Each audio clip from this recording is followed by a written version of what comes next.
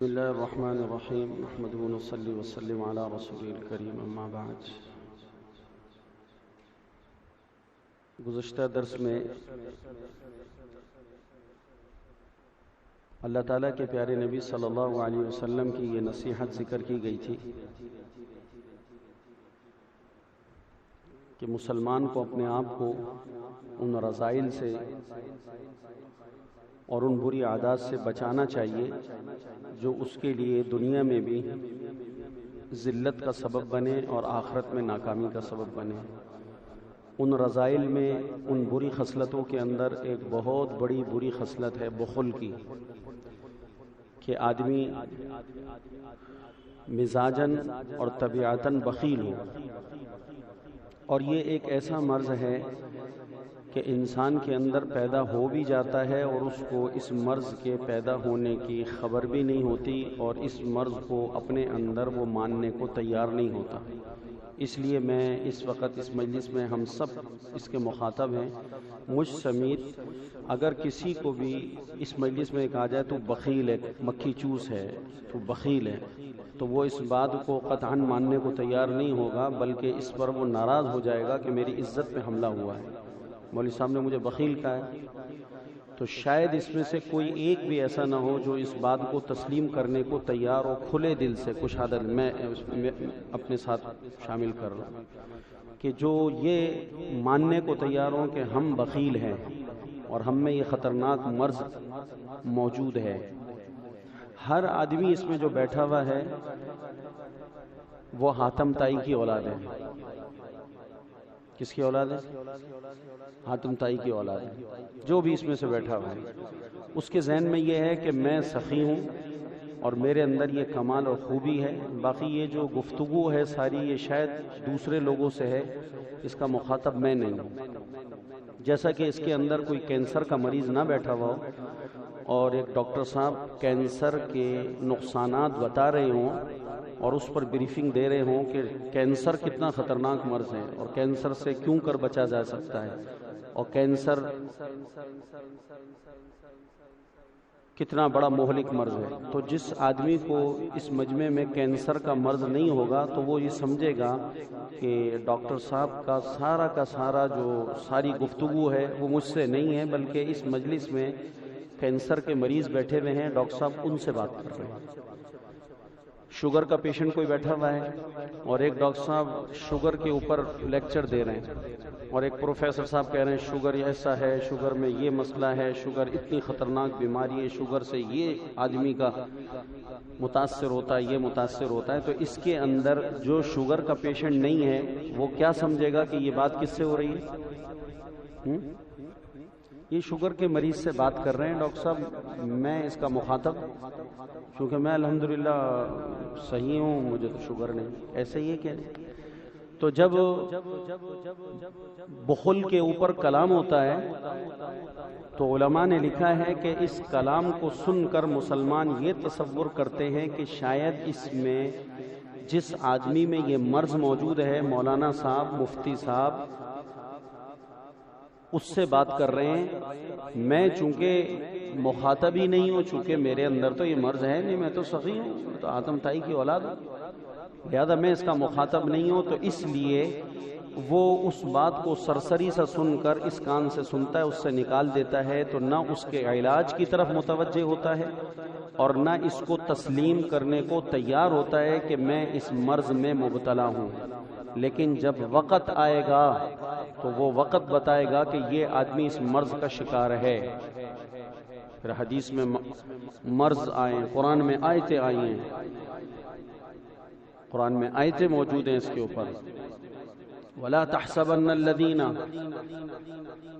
يَبْخَلُونَ بِمَا آتَاهُمُ اللَّهُ مِنْ فَضْلِهِ هُوَ خَيْرًا لَهُمْ بَلْ هُوَ شَرٌّ لَهُمْ سَيُطَوَّقُونَ مَا بَخِلُوا بِهِ يَوْمَ الْقِيَامَةِ وَلِلَّهِ مِيرَاثُ السَّمَاوَاتِ وَالْأَرْضِ وَاللَّهُ بِمَا تَعْمَلُونَ خَبِيرٌ لَقَدْ سَمِعَ اللَّهُ قَوْلَ الَّذِينَ قَالُوا إِنَّ اللَّهَ فَقِيرٌ وَنَحْنُ أَغْنِيَاءُ سنكتب ما قالوا وقتلهم الانبیاء بغیر حق ونقول ذوقوا عذاب الحریق۔ وہ لوگ جن کو ہم نے مال دیا ہے ولا تحسبن الذين يبخلون بما آتاهم الله من فضله، جن لوگوں کو ہم نے مال دیا ہے وہ یہ گمان نہ کریں کہ یہ مال ان کے حق کے اندر بہتر ہے، کہ جب وہ اس مال کے اندر اللہ پاک کے جو حکم کے مطابق خرچ کرنا ہے اور ان کے مال میں جتنا حق اللہ کا اور اس کے نبی کا اور اس کے دین کا اور اس کے بندوں کا ہے،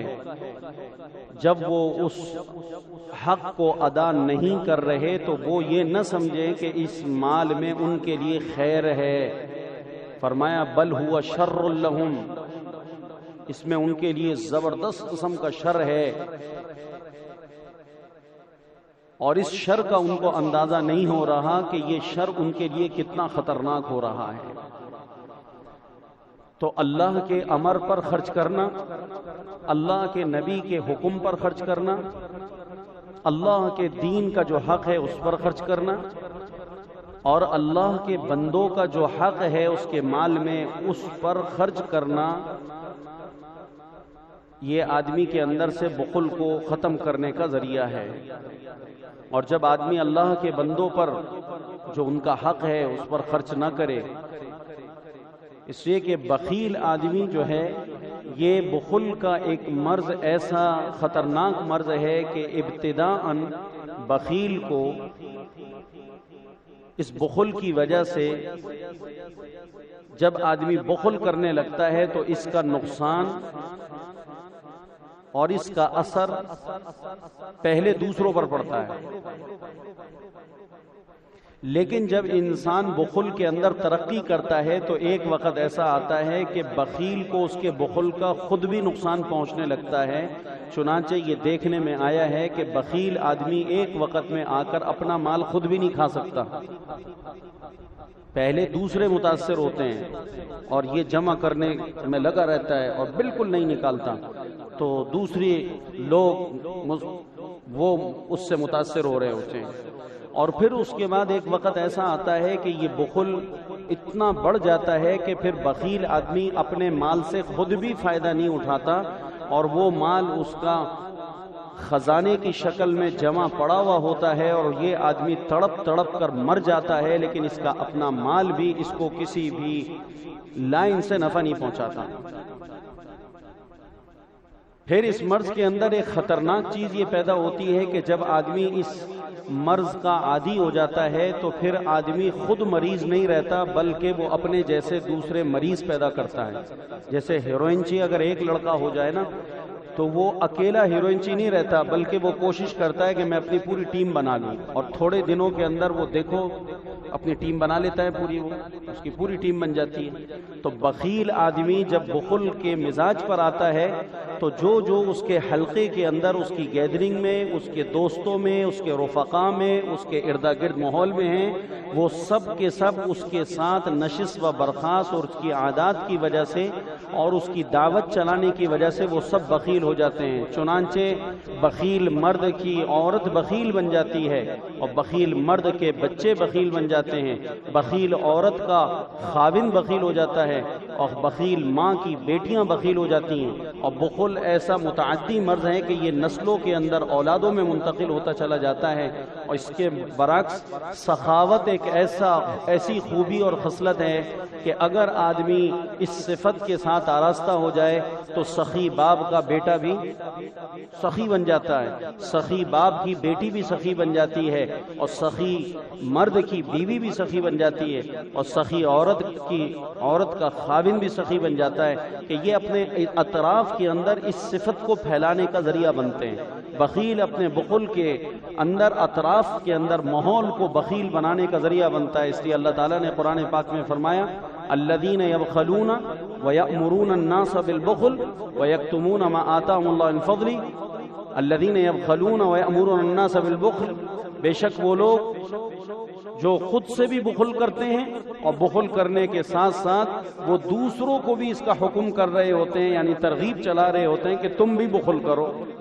تم بھی اپنا مال بچاؤ، تمہارے کام آئے گا۔ تمہارا کیا دماغ خراب ہے کہ تم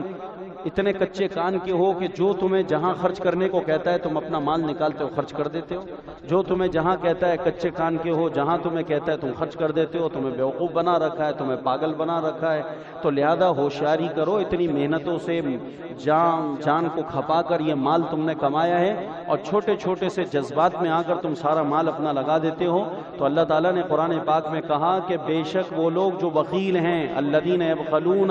ویأمرون الناس بالبخل، تو جو لوگ بخیل ہیں ان کے اندر یہ مرض اتنا خطرناک ہے کہ وہ اپنے اطراف کے اندر بھی سخاوت کو برداشت نہیں کرتے، خود تو خرچ کرتے نہیں اور پھر دوسروں کو خرچ کرتا ہوا دیکھ کر بھی ان کی طبیعت پر بوجھ ہوتا ہے، ان کی طبیعت پر گرانی ہوتی ہے، اور یہ اس گرانی کو اور بوجھ کو ختم کرنے کے لیے ان کو جا کر سمجھاتے ہیں کہ تم بھی فلانے موقع پر خرچ